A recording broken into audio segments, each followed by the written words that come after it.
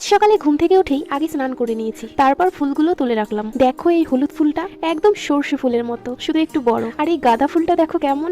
অনেকদিন হলো আমার টেবিলটা গোছানো হয় না, তাই গোছাতে এসেছি, কিন্তু এসে দেখি বইগুলোর উপর হালকা ধুলো জমেছে, তাই ভালো করে পরিষ্কার করে সবকিছু গুছিয়ে রাখছি। আজ হলো শনিবার, আজ আমার কাকাদের বাড়ি সত্যনারায়ণ আর শনি ঠাকুরের পুজো, আর কাল বোনের অন্নপ্রাশন। তাই আমার দাদা আর বৌদি এসেছে। বৌদি দেখি এখানে বসে আছে, তাই আমিও চলে এলাম। এই দেখো কে এটা, এনারই কাল অন্নপ্রাশন। দেখো কেমন করে তাকিয়ে আছে ক্যামেরার দিকে, যেন সবকিছু বুঝতে পারছে। এটা হলো আমার দাদার ছেলে, মানে আমার ভাস্তা। ওরা থাকে কলকাতাতে।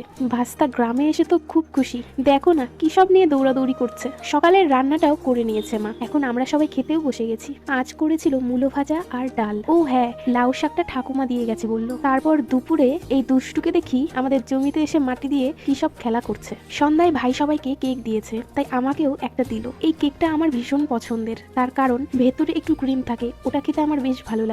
রাতে ও খাচ্ছে নাড়ু দিয়ে মুড়ি। মুড়ি খেতে খেতে এনার আবার কবিতা শোনানোর ইচ্ছে হলো, তাই কবিতা শোনাচ্ছে। তারপর প্রসাদ খেতে গেছিলাম, কিন্তু সেগুলোর আর কোনো ভিডিও করা হয়নি। আর এখন ঘুমিয়ে পড়বো, কাল দেখা হবে অন্নপ্রাশনের ভিডিওর সাথে। সবাই ভালো থেকো, বাই।